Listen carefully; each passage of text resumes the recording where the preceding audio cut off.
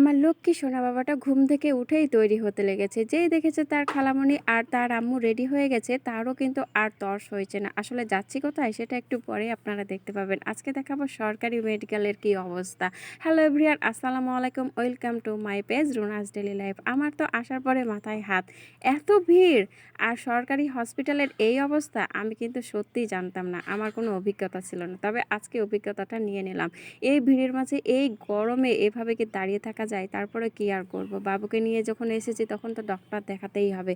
আসলে জায়ানবাবু সারারাত ঘুমাতে পারেনি, তার পায়ের সমস্যা।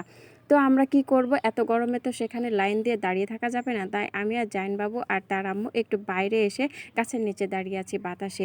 দুপুর প্রায় 12:30 বেজে গেছে। কখন ডক্টরের দেখা পাবো বুঝেই উঠতে পারছি না। কি করব সেটাও বুঝতে পারছি না।